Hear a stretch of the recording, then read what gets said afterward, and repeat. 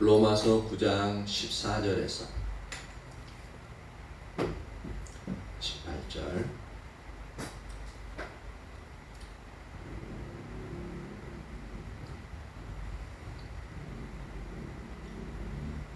같이 합동하도록 하겠습니다. 시작. 그런즉 우리가 무슨 말을 하리요? 하나님께 불의가 있느냐? 그럴 수 없느니라. 모세에게 이르시되 내가 긍휼히 여길 자를 긍휼히 여기고 불쌍히 여길 자를 불쌍히 여기리라 하셨으니 그런즉 원하는 자로 말미암음도 아니요 다른 박질하는 자로 말미암음도 아니요 오직 긍휼히 여기시는 하나님으로 말미암음이니라. 성경이 바로에게 이르시되 내가 이 일을 위하여 너를 세웠으니 곧 너로 말미암아 내 능력을 보이고 내 이름이 온 땅에 전파되게 하려 함이라 하셨으니 그런즉 하나님께서 하고자 하시는 자를 긍휼히 여기시고 하고자 하시는 자를 완악하게 하시느니라. 아멘. 여기서 보면 우리가 저희 청년 때 이런 부분들을 상당히 궁금히 여겼던 부분인데 잘 이해가 안 가가지고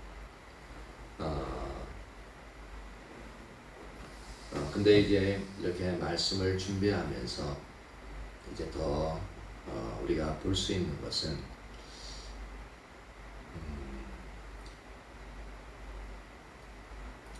이 말씀 속에 하나님의 그러한 이제 놀라운 하나님의 행하시는 방식들, 이 부분이 엄청난 은혜로 존재하기에 오늘날 우리가 존재할 수 있는 그런 영역의 부분임을 이 부분을 말씀 살펴보면서 더 생각하게 되는데요. 14절 보면 그런즉 우리가 무슨 말을 하리요?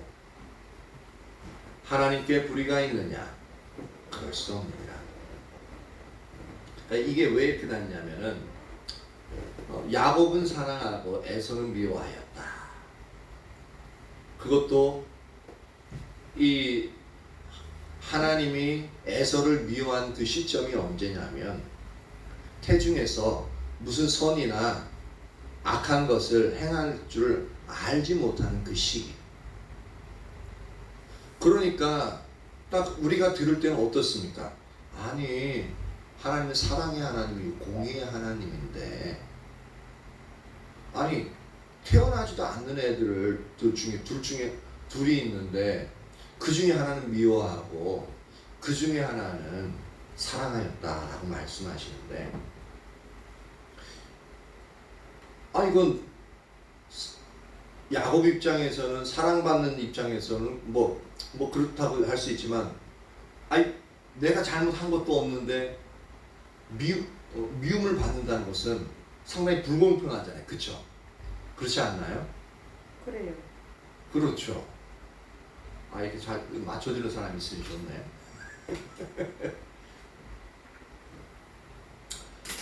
그래서 여기서 이제 이러한 질문을 하니까 이제 이렇게 대답하는 거예요. 그런데 무슨 말 하리요? 하나님께 불의가 있느냐? 그러니까 그럼 하나님이 그럼 옳지 않은 거 아니냐? 옳지 않다는 건 불의하다라는 얘기죠. 그러니까 그래서 우리가 무슨 말 하겠느냐? 그러니까 하나님이 그렇게 하셨는데 우리가 뭔 말 하겠느냐? 그러니까 우리는 말할 건덕지가 없다라는 거예요. 근데 아니 그런 게 어디 있냐고.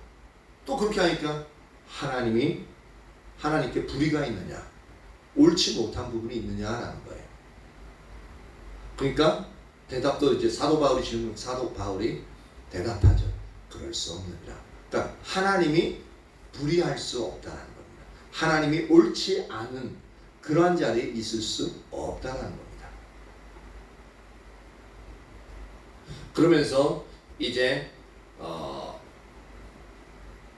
하나님이 모세에게 하신 말을 딱 인용을 합니다. 이건 출애굽기 33장 19절에 있는 말씀인데 15절 모세에게 이르시되 내가 긍휼히 여길 자를 긍휼히 여기고 불쌍히 여길 자를 불쌍히 여기리라 하셨으니 이게 이제 출애굽기 33장 19절의 말씀을 인용한 건데 어떻게 여기서 말하고 있냐면 여호와께서 이르시되 내가 내 모든 선한 것을 네 앞으로 지나가게 하고 여호와의 이름을 네 앞에 선포하리라. 나는 은혜 베풀 자에게 은혜를 베풀고 긍휼히 여길 자에게 긍휼을 베푸느니라. 33장 19절과 좀 약간 다른 것은 여기 은혜를 베풀 자에게 은혜를 베푼다라는 부분인데 여기서는 이제 그런 부분은 없고 그냥 긍휼히 여길 자를 긍휼히 여기고 불쌍히 여길 자를 불쌍히 여긴다. 이게 긍휼이나 불쌍히 여긴다나 동일한 말이에요. 똑같은 말이에요. 지금 이제 그럼 왜 이 똑같은 말을 여기 이제 원래 하셨던 말씀하고 다르게 사도 바울이 이 부분을 인용하고 있느냐? 이것도 물론 개인의 의도라기보다는 하나님이 그러니까 성령님이 사도 바울에게 이 마음 감동을 주셔서 이렇게 적고 있는 거거든요. 자기 스스로 자기 멋대로 이 부분을 갖다가 생각해서 적는 영역은 아닙니다. 이 같은 의미를 지니는 말을 두 번 반복하여 강조를 나타내는 이 히브리 사람들의 이 문학적인 표현인데 이것을 갖다 동의적 평행법이라고 합니다. 동의, 같은 뜻을 가진 것을 연속해서 썼다, 평행. 그래서 동의적 평행법이라고 해요. 그래서 이 문학적인 표현법을 써가지고 하나님의 긍휼과 불쌍히 여기심 있게 될 자들을 누구인지 이게 하나님의 긍휼에 더 초점을 두고 강조하는 표현입니다. 우리가 말할 때도 순희 씨, 제가 순희 씨를 사랑합니다. 이런 부분을 하고 그 다음 순희 씨 제가 순희 씨를 너무너무 사랑합니다. 라는 말하고는 완전히 다르죠. 강조하는 부분, 그렇죠? 그러니까 이런 부분이 더 자기가 그러니까 이 필자가 그러니까 성령님이 사도 바울을 통해서 강조하고자 하는 부분이 뭐냐면 불쌍히 여길 자, 긍휼히 여길 자를 하나님이 불쌍히 여기고 긍휼히 여긴다. 지금 뭐냐면 잘한 것 그러니까 뭐 잘나서도 아니고 못나서도 아니고 잘해서도 아니고 못해서도 아니라 단지 이게 하나님의 선택적인 주권이라는 겁니다. 우리가 선택되어진 그 배경에 우리가 뭐 조금이라도 잘하고 잘못한 거 있어서가 우리에게 긍휼을 베푸시고 불쌍히 여긴 게 아니라는 거예요. 그래서 그것을 더 강조하는 게 뭐냐면 에서와 야곱이 선과 악을 알지 못한 그 시점에 하나님이 에서는 미워했고 야곱은 사랑하였다는 표현을 쓴 이유가 거기 있습니다. 뭐 잘나고 못나고 그걸 표현하는 게 아니라고요. 단지 하나님의 주권으로서 그냥 불쌍히 여기시는 그 마음을 누구에게든지 베풀 수도 있고 베풀지 않을 수도 있다는 겁니다. 근데 아까 말한 것처럼 베품을 받지 못하는 자에게는 일말에 불공평함이 불만이 있어요. 그쵸? 왜 나는? 그게 어떤 사람에게 있었냐면은 달란트 비유에서 5달란트, 2달란트, 1달란트 나눠줄 때 1달란트 받은 사람이 불만이었거든요. 내가 다른 종들보다 보기에 나도 못하지 않은 것 같은데 왜 나한테는 제일 작은 1달란트만 주냐는 거예요. 그렇게 그 신경질 나가지고 땅에다 그 1달란트를 파묻어 놓아버렸죠. 그렇게 불만을 가질 수 있어요. 왜 나는 잘못한 거 없으니까. 그래서 이 의문을 계속적으로 가지고 계속 따라오시기 바랍니다.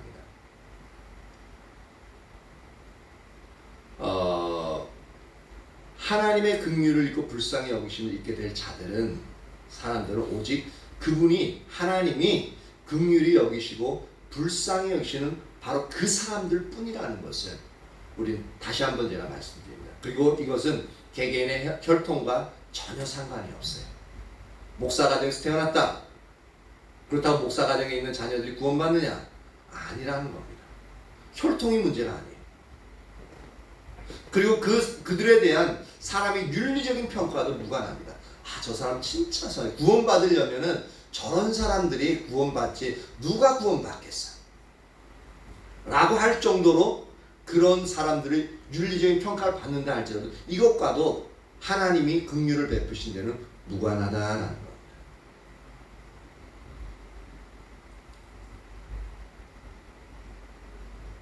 그러면 여기서 한 가지, 아까 이제 왜 그렇게 하시나 그걸 좀 이따 이제 설명하게 될 거고, 여기서 한 가지 더 볼 부분이 뭐냐면, 그럼 하나님은 어떤 사람을 긍휼히 여기냐는 거죠. 결국은 그게 궁금하지 않나요? 어떤 사람을 이제 하나님이, 이건 좀 나중에 할까?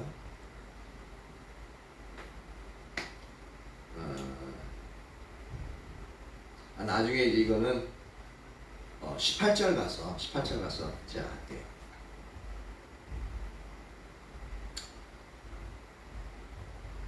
16절. 그런즉 원하는 자로 말미암음도 아니요 다른 받지 않은 자로 말미암음도 아니요 오직 긍휼히 여기시는 하나님으로 말미암음이니라. 여기서도 선택에 대한 하나님이 긍휼을 베푸시는 것에 대한 하나님의 주권적인 섭리를 또 강조하고 있습니다.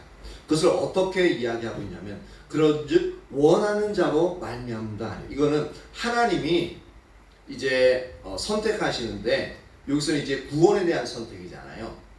구원에 대한 선택에 있어서 우리가 구원받기 원하는 사람들이 있잖아요. 그렇죠? 천국 가기 싫어하는 사람은 없잖아요, 솔직히. 근데 일단 뭐 천국 가길 원하지만 하나님 뜻대로 살기는 싫은데 대부분은 다 천국 가서 불교란 말하면 극락 가기를 원하는, 지옥 가기를 원하는 사람들은 없으니까요. 그래서 다 이제 그런 천국에 대해서 얘기하면 다 천국 가고 싶다고 얘기해요. 즉 이 말은 뭐냐면 구원받기를 원하는 그 마음이 좋은데, 우리가 죽은 이후에 좋은데 가기 원하는 사람은 누구나 다 그런 마음을 가지고 있습니다. 이게 바로 뭐냐면 원하는 자라는 겁니다.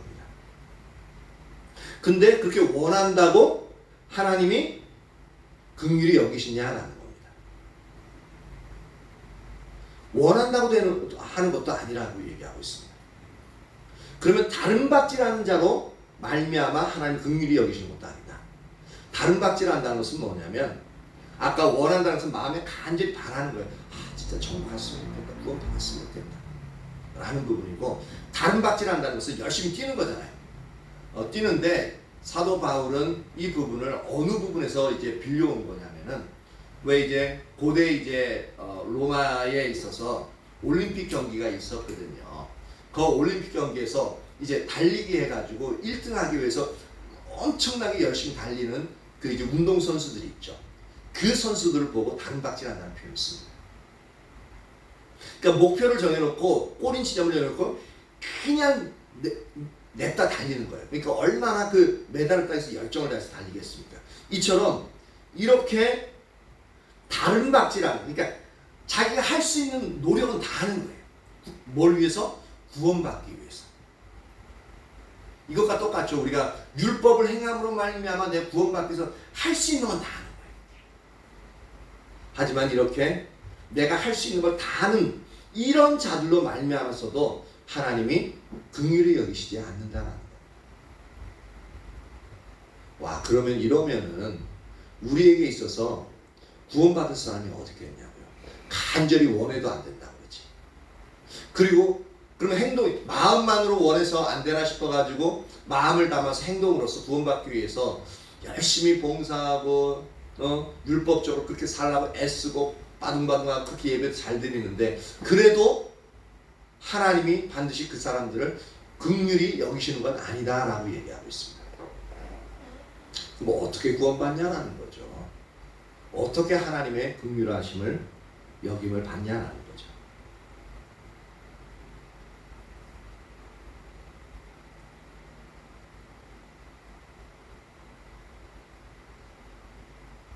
그러면 이제 여기서 아까 18절에서 한다는데 그냥 여기서 할게요.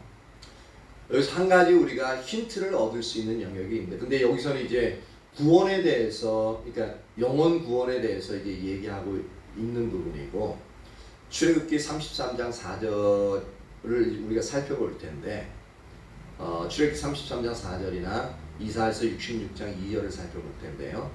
이 부분에 있어서 구원에 있어 영혼의 구원이 아니라 구원받은 이후의 삶에 대해서 이제 그런 부분에서 국률이 여김을 받을 수 있는 조건에 대해서 이제 이야기하려고 합니다.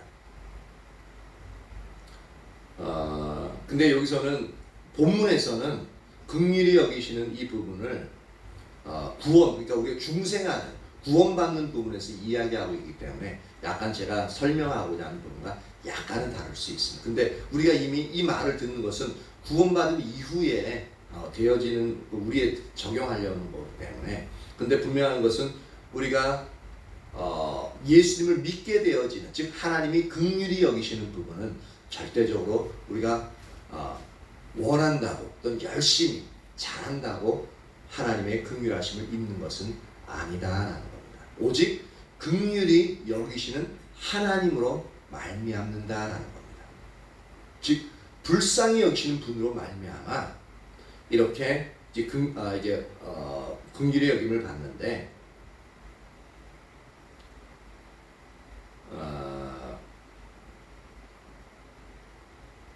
요 16절에서 18절에서 다시 이제 설명하고요. 이제 출애굽기 33장 4절 한번 봅니다. 33장 4절.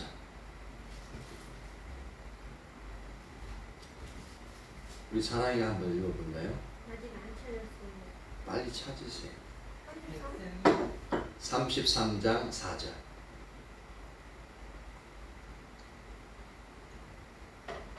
백성이 주로 말씀을 듣고 슬퍼하여 한 사람도 자기 몸을 변경하지 않는다. 영광이 시켜달라는 그러는 거야? 여기 보면은 이제 이게 금송아지 만들어서 이제 하나님이 이스라엘 백성을 다 죽이고 모세를 통해서 다시 새로운 민족을 일으키겠다고 그냥 그렇게 진노하셨던 그 상황입니다. 근데 모세가 제발 그러지 마시고 제 목숨을 이제 제가 이제 그 진노를 받을 수 있으면 받을 테니까 국민들은 이스라엘 민족들을 살려달라고 그렇게 해가지고 이제 일단 하나님이 진노는 거두셨는데, 그래서 그렇게 있었던 일들을 이제 너희가 금송아지 섬긴 말미암아 하나님 이렇게 진노하셨다. 그렇게 이제 얘기를 하고 3절에 보니까 너희를 적과 꿀이 흐르는 땅에 이르게 하려니와 나는 너희와 함께 올라가지 아니하리니 너희는 목이 곧은 백성인즉 내가 길에서 너희를 진멸할까 염려함이니라 하시니. 오히려 이들은 이스라엘 백성들을 하나님은 이들이 오히려 염려하고 있는 죽어 마땅한 자들이라는 것을 이스라엘 백성들도 이젠 알아요. 근데 오히려 내가 이대로 너희랑 같이 갈 때는 너희를 이제 너희가 꼭 죄를 짓는 자들이기 때문에 거룩한 여호와 하나님이 참지 못해서 너희들 다 죽일 것 같으니까 나는 너희와 함께 가지 않겠다. 그래야 너희 생명이 살고 너희가 안전할 거야 라는 그렇게 말을 하는 겁니다. 상당한 하나님의 배려 또한 긍휼히 여기심이 여기에 있죠. 그러니까 그 말을 들으니까 안 그래도 자신들이 그것이 우상을 섬기는 것인지조차도 인식도 없었는데 우상이 섬긴다는 걸 알고 너무나도 큰 죄라는 것을 깨닫고 나서 또 하나님이 그래도 죽을 자인 자기들을 그렇게 염려해 주시니까 상당히 미안한 거예요. 그러니까 4절에 백성이 준엄한 말씀을 듣고 슬퍼하여 한 사람도 자기 몸을 단장하지 아니하니. 여기에 해답이 있습니다. 하나님이 긍휼히 여기시는 부분의 해답이 뭐냐면 스스로 하나님 앞에서 내가 죄인입니다. 나를 불쌍히 여겨주십시오라는 이 자세. 바리새인과 세리가 성전에 들어갔을 때 바리새인은 의롭다함을 받고 세리는 의롭다함을 받고 바리새인은 의롭다함을 얻지 못한 이 자세도 뭐냐면 바리새인은 그저 의롭다고 얘기했던 거고 세리는 감히 하늘을 물어보지 못하고 하나님 나를 불쌍히 여겨주십시오. 다시 그 말 한마디 한 거거든요. 그 불쌍히 여기는 마음의 자세. 즉 하나님의 긍휼하심을 얻을 수 있는 방법이 뭐냐면 하나님 나를 불쌍히 여겨주십시오 라고 긍휼을 구하는, 그리고 긍휼을 구하는 부분인데 이것을 좀 더 하나님이 이제는 하나님이 어떤 자를 돌보는지 그 부분에서 정확하게 말씀하십니다. 이사야서 66장 2절입니다. 이사야서 66장 2절. 이번에는 우리 영광이가 찾아서 크게 한번 읽어주세요.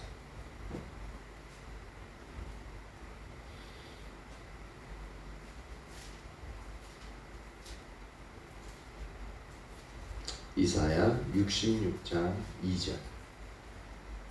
나 여호와가 말하노라내 손이 이 모든 것을 지었으므로 그에게 생겼으리라. 무릇 마음이 가난하고 심령이 통회하며 내 말을 듣고 떠는 자 그 사람은 내가 부르노라. 예, 감사합니다. 여기서 세 가지의 자세를 가지고 있는 사람들은 하나님이 돌보겠다라고 말하고 있습니다. 이 돌보신다는 게 뭐냐면 긍휼을 베푸신다는 겁니다. 어느 사람에게 긍휼을 베푸신다고요? 마음이 가난하고 심령에 통회하며 내 말을 듣고 떠는 자, 요 자세를 가진 사람은 하나님이 불쌍히 여기신다고요.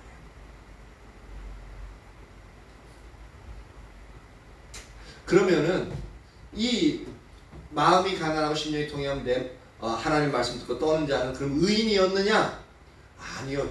근본적으로 죄인이라는 거예요. 왜 죄인이라는 걸 알 수 있냐면 무릇 마음이 가난하고, 그러니까 내 안에 하나님 앞에 내세울 수 있는 어떤 선한 것도 없다는 걸 인식하는 거거든요. 그러니까 내가 죄인이라는 걸 인식하는 거예요. 그러니까 심령의 통회함이 나오는 거죠. 그렇죠? 그리고 나서 돌이킨 다음에 이제 하나님 말씀을 듣고 즉 말씀을 듣고 순종하고자 하는, 간절히 순종하자는 그 자세가 가는 거예요.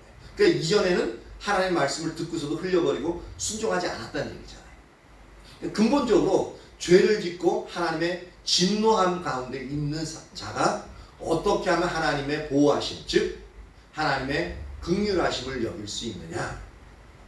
바로 마음이 가난하고 심령에 통회하며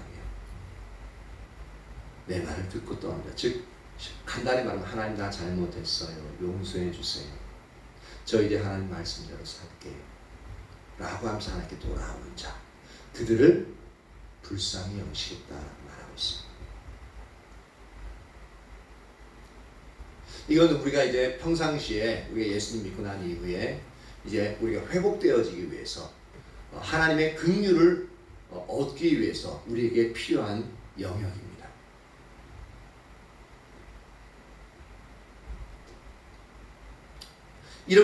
이러한 자들을 하나님은 불쌍히 여기시는데, 근데 지금 로마서 9장은 우리의 삶에 있어서 이제 범죄했을 때 불쌍히 여기는 그 영역이 아니라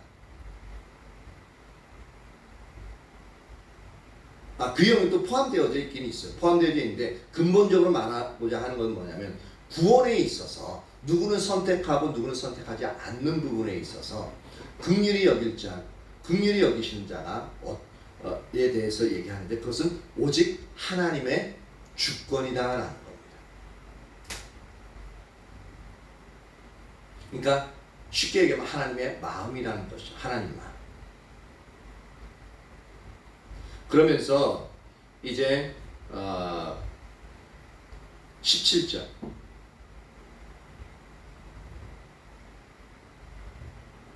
성경이 바로에게 이르되 내가 이 일을 위하여 너를 세웠으니 곧 너로 말미암아 내 능력을 보이고 내 이름이 온 땅에 전파되게 하려 함이라 하셨으니, 이 구절을 보면은 내가 이 일을 위하여, 즉 출애굽하는 이제 상황에서 바로에게 이제 주어진 말씀이죠. 내가 이를 위하여 너를 세웠으니라고 말하는 이 부분은 뭐냐면 바로가 애굽의 왕이 될 수 있었던 것도 그 단순히 그냥 혈통에서 태어나 가지고 그냥 이제 왕이 승계한 것 같은, 그게 똑똑해서 왕이 승계한 것 같은, 그렇게 이제 자기가 잘나서 한 것 같은 그런 부분으로서 바로는 인식하고 있는데, 네가 그게 아니라 네가 왕이 될 수 있었던 것은 뭐냐면 너 자신의 힘이 아니라 원천적으로 하나님께서 너를 애굽의 왕으로 세우셨기 때문에 가능했다라고 이 부분을 내포하고 있는 겁니다. 그러니까 하나님의 주권 그렇게 쓰기로 결정했다라는 얘기입니다. 근데 그 하나님의 통치하시는 손길이 우리는 안 보이죠. 근데 성경 여기저기에 보면은 모든 권세는 하나님께로부터 온다라고 되어져 있습니다. 그러니까 그 권세를 세우는 사람도 하나님이시죠. 지금 보면은 문재인 대통령이 이제 임기를 마치고 이제 하야를 하고 이제 새로운 윤석열 대통령이 다시 이제 대통령 자리를 이제 대신하고 있습니다. 이러한 부분도 물론 이제 국민이 우리가 한 표 한 표 뽑아서 어떤 사람은 반대했고 어떤 사람은 찍었고, 그래서 이제 윤석열 후보 쪽이 많아서 이제 윤석열 대통령이 오늘날 되어진 거죠. 근데 이 권세를 주시는 분은 누구냐면 바로 여호와 하나님께서 그 권세를 이제 윤석열 대통령에게 부어준 거다라는 것입니다. 우리 현재 이제 윤석열 대통령이 이 부분을 잘 인식할 수 있기를, 인식할 수 있으면 참 좋겠습니다. 그리고 그렇게 되어지기를 예수님으로 축복합니다. 하나님을 두려워하고 하나님을 두려움으로 말미암아 하나님의 공의를 행하는, 그래서 하나님의 마음을 가지고 이 대한민국을 통치할 수 있는 통치자가 되어지기를 진짜 축복합니다. 왜냐하면 그는 하나님이 세우신 자이기 때문에 그렇습니다. 우리가 좋아하든 좋아하지 않든, 선호하든 선호하지 않든 상관없이 하나님이 세우신 하나님의 사자이기 때문에 우리는 이제 세워졌으면 더 이상 뒤에서 이러쿵저러쿵 말하는 것이 아니라 그 권세에 이제 하나님이 세우신 권세이기 때문에 이제 순종하면서 이제 나가야 될 책임이 우리에게 있습니다.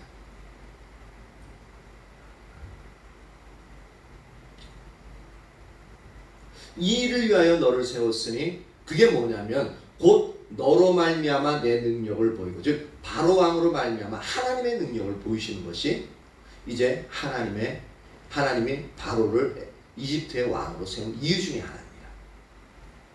그래서 애국 군대를 홍해 바다에 다 수장시켜 버리죠. 하나님의 능력, 엘로힘, 전능하신 하나님의 능력. 그리고 내 이름이 온 땅에 전파되게 하나님. 이 이름 말미암아 하나님이 홍해 바다를 통해서 애국 군대를 완전히 전멸시켰다. 이렇게 되면 주위에 있는 모든 이 일을 듣는 사람들이 놀라겠죠. 와, 여호와 하나님이 참으로 하나님이다라고. 그러면서 온 땅에 그 여호와 하나님의 이름이 전파되어지겠죠. 이 일을 위해서 하나님이 바로를 이집트의 왕으로 세우셨다라는 겁니다.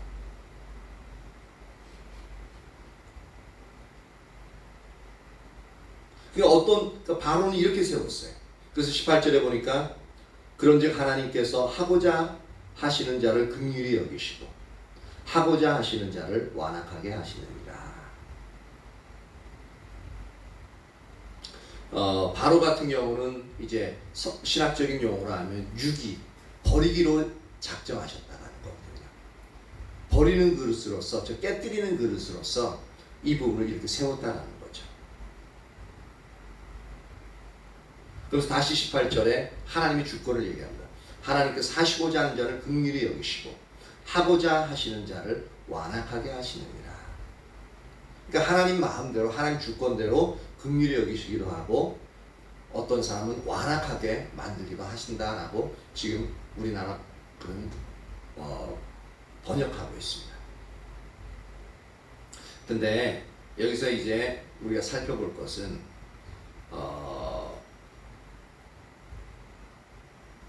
긍휼히 여기시고 어떤 이는 또한 완악하게 하는, 그러니까 에서는 미워하였고 야곱은 사랑하시는, 에서는 택하지 않고 야곱은 택하신. 그 이유가 뭐냐면 그 이유가 바로 여기서는 하나님의 주권, 긍휼히 여기시는 하나님이다라고 말하고 있죠. 근데 여기서 보면 긍휼히 하고자 하는 자를 긍휼히 여기시고 이제 하고자 하는 자를 완악하게 하신다라는 이 부분을 볼 때 이 단어가 재밌어요. 단어가 구원받는 자를 불쌍히 여기셨기 때문에 구원받는다라고 말하고 있고요. 그 다음 구원에서 탈락된 버려진 자들을 완악하게 했다라고 말씀하고 있습니다. 근데 이 부분에서 보면은 어차피 완악한 자야 죄악을 짓는 자잖아요. 그리고 구원받은 자는 뭐 잘나서 한 게 아니라 구원받은 자도 불쌍히 여김을 받았다라고 얘기하고 있습니다. 그러니까 근본적으로는 똑같이 완악한 자들이라는 겁니다. 우리가 불쌍히 여김을 받았지만, 긍휼히 여김을 받았지만 근본적으로는 버려진 자나 우리나 야곱이나 에서나 똑같이 동일하게 뭐냐면 죄인이라는 겁니다. 이 근본적인 이 전제를 우리가 이해해야 됩니다. 그러니까 우리는 조상 때부터 지은 그 모든 죄를 우리가 안고 있는 원죄사, 아담 하와 할아버지부터 우리 조상까지 있는 그 지은 죄를 우리가 태어나면서부터 안고 태어나요. 그러니까 우리는 어차피 멸망받아도 할 말이 없는 자들입니다. 그냥 냅두면 그냥 지옥으로 가는 것이 정상인 사람들이에요. 그래서 그 중에서 야곱은, 그 중에서 저와 여러분은 불쌍히 여김을 받아서 싹 건져냄을 받는 거예요.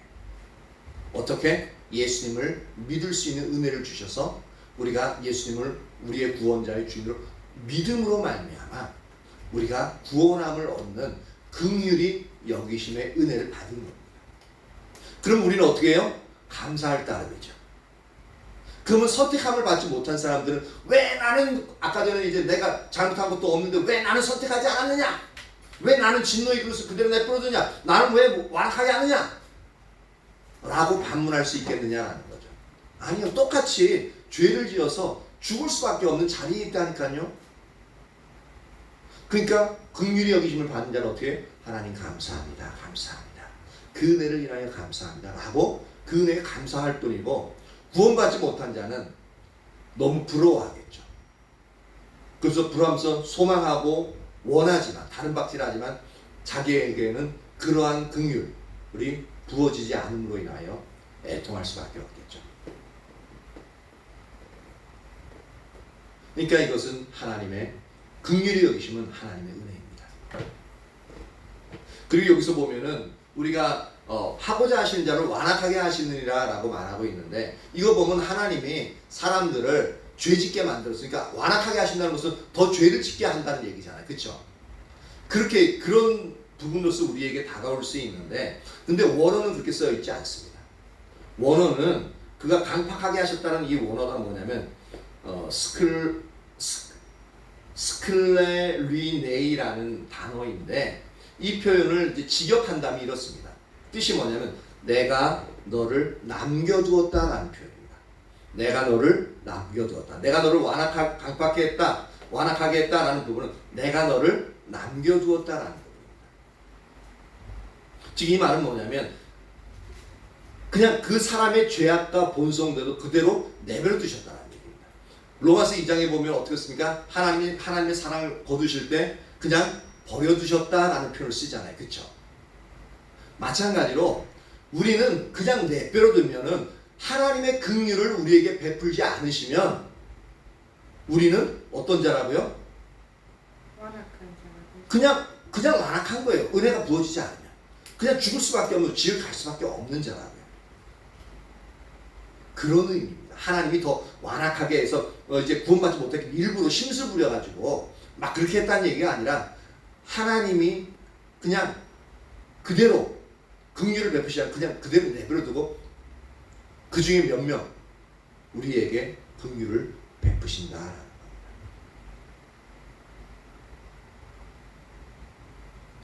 이 부분에 대해서 이제 잘 용납이 안 되니까 그 다음 19절부터도 계속 하나님의 법에 대해서 이제 불만을 토로하는 부분에 대해서 이제 설명하는 영역들이 나오는데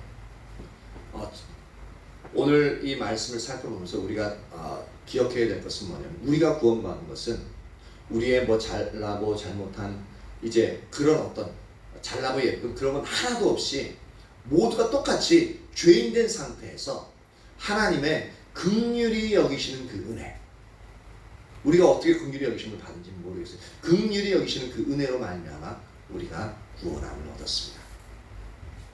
근데 이것을 좀 더 자세히 얘기하면은 예수님이 십자가에 달려 죽으심으로 말미암아 우리 인간의 모든 사람들이 구원을 받을 수 있는 긍휼을 우리 모든 사람에게 부어주셨어요. 맞죠? 그래서 베드로후서 3장 9절은 뭐라고 얘기하고 있냐면 주의 약속은 어떤 이들이 더디라고 생각하는 것 같이 더딘 것이 아니라 오직 주께서는 너희를 대하여 오래 참으사 아무도 멸망하지 아니하고 다 회개하기에 이르기를 원하시느니라. 이렇게 모든 사람이 구원받기를 원하셔요. 그럼 모든 사람이 구원받느냐? 그건 아니잖아요. 그래서 모든 사람이 구원받도록 하기 위해서 하나님은 모든 사람들에게 복음이 선포되어지도록 합니다. 그리고 그것을 듣는 사람들이 이제 예수님이 우리의 구원자요 우리의 주인이시구나 예 마음을 열고 이제 겸손한 마음으로 받아들이면 이제 우리가 믿음으로 말미암아 구원을 얻을 수 있게끔 되어지죠. 그게 하나님의 긍휼히 여기심을 입는 부분입니다.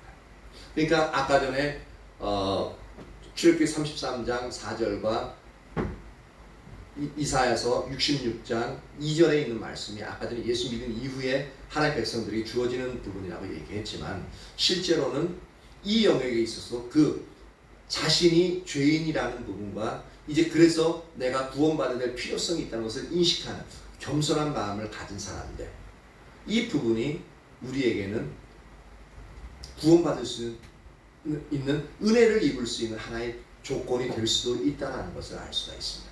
근데 이거 이전에 하나님의 말씀을 들을 때 하나님의 은혜가 이제 먼저 너희가 그 은혜를 인하여 믿음으로 말미암아 구원을 얻었나니 되어져 있는데 이 은혜가 먼저 부어지는 부분이 필요하죠. 근데 이것은 하나님의 주권적인 역사다라는